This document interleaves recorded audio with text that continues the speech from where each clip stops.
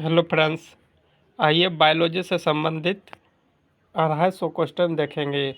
इस वीडियो में 250 क्वेश्चन देखेंगे। ऑनलाइनर क्वेश्चन है, देख सकते हैं। स्टडी मोड का यह पीडीएफ है जो कि बिहार पुलिस ड्राइवर और बिहार पुलिस और अभी वर्तमान में बिहार दरोगा का जो एग्ज़ाम होने वाला है 1799 पोस्ट के लिए, सभी के लिए इम्पोर्टेंट वीडियो हो सकता है, ठीक। क्योंकि यह बायोलॉजी का संबंधित केवल 250 क्वेश्चन है इसमें। चलिए स्टार्ट करते हैं। इसका पीडीएफ भी मिल जाएगा फ्री ऑफ कॉस्ट टेलीग्राम या व्हाट्सएप ग्रुप पर। अगर सर के द्वारा क्लास लेना चाहते हैं तो स्टडी मोड ऐप डाउनलोड कीजिए, वहाँ से आपको क्लास मिल जाएगा, ठीक। अगर इसका पीडीएफ अगर नहीं मिल रहा है लिंक, तो इस नंबर पर व्हाट्सएप कीजिएगा, आपको जोड़ दिया जाएगा। केवल चैनल को सब्सक्राइब करके रखना है, आपको जोड़ दिया जाएगा, ठीक। इस नंबर पर लास्ट में 66 है, ठीक है। चलिए स्टार्ट करते हैं। फर्स्ट क्वेश्चन है, मानव शरीर की सबसे बड़ी ग्रंथि कौन सी होती है? यकृत। अब मानव शरीर की सबसे बड़ी मिश्रित ग्रंथि पूछता तो कौन होता? अग्नाशय।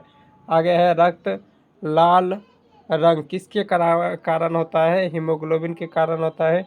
इंसुलिन किस रंग को स्रावित करता है? किस अंग से स्रावित होता है? अग्नाशय से होता है। अभी तुरंत बताया था अग्नाशय कैसा है, मिश्रित ग्रंथि में सबसे बड़ी ग्रंथि है। आगे है, शरीर में ऑक्सीजन का परिवहन करता है हीमोग्लोबिन करता है। मस्तिष्क का नियंत्रण केंद्र कौन सा होता है? सेरिब्रम होता है। रक्तचाप को मापने के लिए कौन सा यंत्र का प्रयोग किया जाता है? स्फेग्नोमैनोमीटर का प्रयोग किया जाता है, स्फेग्नोमैनोमीटर का। आगे है, सबसे छोटा हड्डी कौन सी है? स्टेपिज होता है, जो कौन की होती है। सबसे बड़ा फीमर होता है, जो टोंग का होता है। आगे है, टोंग या जंग का होता है। आगे है, रक्त में शुद्धिकरण कौन सा होता है? रक्त का शुद्धिकरण करता है किडनी। आगे है, मनुष्य में शरीर सामान्यतः मनुष्य का शरीर का तापमान कितना होता है? 98.6 डिग्री फ़ारेनहाइट या 37 केल्विन के आसपास में होता है, या 36.9 लगभग में रहता है, वो भी हो सकता है, या 310 केल्विन। सभी बता दिए, आगे चलते हैं हम। रुधिर में प्लाज्मा की मात्रा कितनी होती है? रुधिर में प्लाज्मा की मात्रा 55% लगभग में होती है। आगे है, पाचन क्रिया कहाँ से शुरू होती है? मुख से, यानी मुंह से स्टार्ट हो जाता है पाचन क्रिया। चलिए, मनुष्य के शरीर में कुल कितनी हड्डियां होती है? मनुष्य के शरीर में कुल हड्डियों की संख्या कितना हो जाती है? 206। नवजात शिशु में पूछता तो कितना होता है? 300। बच्चा में पूछेगा 208। आगे है, दृष्टि पटल पर बना प्रतिबिंब कैसा होता है? उल्टा तो होता है लेकिन वास्तविक होता है। और बाल में नाखून किससे बने होते हैं? केरोटिन नामक प्रोटीन से बने होते हैं। आगे है, लाल रक्त कोशिका का जीवन काल कितना होता है? लाल रक्त हो जाएगा 120 दिन। श्वेत रक्त कणिका पूछेगा 2 से 4 दिन होता है। आगे है, नेफ्रॉन किसका क्रियात्मक इकाई है? किडनी की या वृक्क की। थायराइड ग्रंथि किस हार्मोन का स्रावन करती है? तो थायरोक्सिन हार्मोन का। आगे है, अंधापन किस विटामिन की कमी से होता है? विटामिन ए की कमी से, विटामिन ए की कमी से। इसके लिए मुख्य रूप से कौन सा फल लाभदायक होता है? गाजर हो गया, आम हो गया, जिसमें विटामिन ए प्राप्त होता है। आगे है, रक्त में शर्करा का स्तर कौन नियंत्रित करता है? इंसुलिन करता है। इंसुलिन कहाँ स्रावित होता है? अग्नाशय से स्रावित होता है। एलर्जी किसकी प्रतिक्रिया है? प्रतिरक्षा तंत्र की है। कौन सा हार्मोन लड़ो या भागो के लिए उत्तरदायी होता है? एड्रेनालाइन। आगे है, थक्का रक्त को थक्का जमने में कौन सा तत्व सहायक होता है? प्लेटलेट्स। रक्त को थक्का बोल रहा है, ठीक। आगे है, अस्थि की मजबूती देने वाला तत्व, यानी कि हड्डी को मजबूत देने वाला कौन सा तत्व होता है? कैल्शियम। आगे देख लेते हैं, विटामिन ए जिगर में किस विटामिन को संग्रहित करता है? तो हो जाएगा क्या? Vitamin A. वही पूछेगा मछली के यकृत में, तो तो दोनों हो जाएगा, ए और डी दोनों होता है। लेकिन ऐसे पूछेगा जिगर में तो विटामिन केवल ए होगा। मछली लगा देगा तो दोनों हो जाएगा, ए और डी। प्रोटीन का पाचन किस अंग में शुरू होता है? अमाशय में होता है। पाचन रसों का संयोजन कहाँ होता है? छोटी आंत में होता है। आगे है, सबसे बड़ी कोशिका कौन सी होती है? अंडाणु या ओवरी होती है? ओवम। आगे है, सबसे छोटी कोशिका कौन सी होती है? शुक्राणु, जिसे स्पर्म कहते हैं। आगे है, तंत्र का तंत्र कोशिका को क्या कहते हैं? न्यूरॉन कहते हैं। त्वचा में कौन सा रंग द्रव होता है? तो मेलानिन होता है, त्वचा में होता है। श्वसन की क्रिया में कौन सा अंग कार्य करता है? तो फेफड़े करते हैं। थकान किसके कारण होती है? लैक्टिक एसिड के कारण होती है। लैक्टिक एसिड शरीर में जमा होता है तो थकान महसूस होता है। आगे है, रक्त का शुद्धिकरण कौन करता है? तो वृक्क करता है। डीएनए की खोज किसने किया था? वाटसन एवं क्रिक ने किया था। कब किया था? 1953 ईस्वी में किया था। कौन सा खून का समूह सार्वभौमिक दाता होता है? तो ओ। सर्वग्राही पूछेगा तो ए बी। इसमें दिया गया है सार्वभौमिक सर्वग्राही समूह कौन सा है? A B. आगे है, रक्त में सबसे अधिक कौन सा कोशिका होती है? लाल रक्त कोशिका। आगे है, कौन सा हार्मोन दूध निर्माण में सहायक होता है? दूध निर्माण में बोल रहा है तो पोलोकैटिन हो जाएगा, पोलोकैटिन। अब पूछेगा श्रावण के लिए या निकालने के लिए कौन होता है? ऑक्सीटोसिन, दूध बढ़ाने के लिए। टेस्टोस्टेरोन किस ग्रंथि से निकलता है? वृषण से। आगे है, शरीर में सबसे कठोर भाग कौन सा है? दांत का एनिमेल। आगे है, पीलिया किस अंग को प्रभावित करता है? पीलिया यकृत को प्रभावित करता है। मधुमेह रोग जो होता है किस हार्मोन की कमी से होता है? इंसुलिन। आगे है, थायराइड ग्रंथि की सूजन को क्या कहते हैं? ग्वाइटर रोग कहते हैं। क्या? ग्वाइटर रोग। देख लेते हैं, HIV वायरस किस कोशिका को आक्रमण करता है? टी कोशिका या लिम्फोसाइट को प्रभावित करता है। यहाँ लिखा हुआ है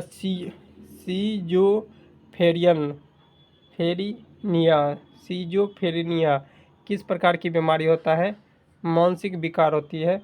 आगे है, रक्त में ऑक्सीजन की मात्रा को कौन नियंत्रित करता है? हीमोग्लोबिन करता है। आगे है, घाव भरने में कौन सा विटामिन सहायक होता है? तो घाव भरने में विटामिन सी और विटामिन के की कमी से होता है रक्त का थक्का नहीं जमता है। आगे है, मनुष्य में कुल कितने जोड़े क्रोमोसोम होते हैं? 23 जोड़े होते हैं।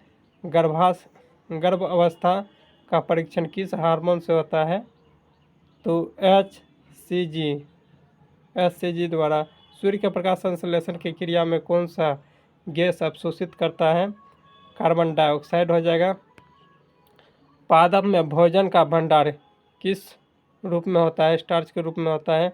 क्लोरोफिल किसके लिए आवश्यक होता है? प्रकाश संश्लेषण के लिए आवश्यक होता है। पौधे में हरे, पौधा जो हरा होता है, पौधे में हरे क्यों दिखाई देते हैं? क्लोरोफिल के कारण। आगे है, कोशिका का शक्ति गृह किसे कहते हैं? माइटोकॉन्ड्रिया को कहते हैं। कोशिका का नियंत्रण केंद्र कौन होते हैं? केंद्रक होते हैं। अब वनस्पति कोशिका की विशेषता क्या होती है? कोशिका भित्ति होती है। आगे है, पादप में जल का परिवहन किसके द्वारा होता है? जाइलम द्वारा होता है। आगे दिया है, भोज्य पदार्थ का परिवहन किसके द्वारा होता है? फ्लोएम द्वारा होता है। RNA का फुल फॉर्म क्या आता है? राइबोन्यूक्लिक एसिड होता है। आगे है, माइटोकॉन्ड्रिया किसे कहते हैं?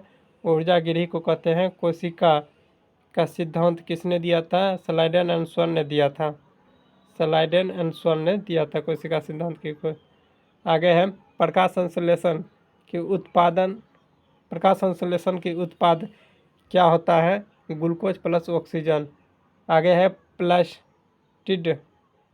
प्लासिड में किस में पाया जाता है? पौधा में पाया जाता है। पौधे के किस हार्मोन से वृद्धि होती है? ऑक्सिन। आगे है बीज का अंकुरण किसके बिना नहीं होता है? जल के बिना नहीं होता है। आगे है वायुमंडल में ऑक्सीजन की आपूर्ति कौन करता है? तो हरित गैस करता है।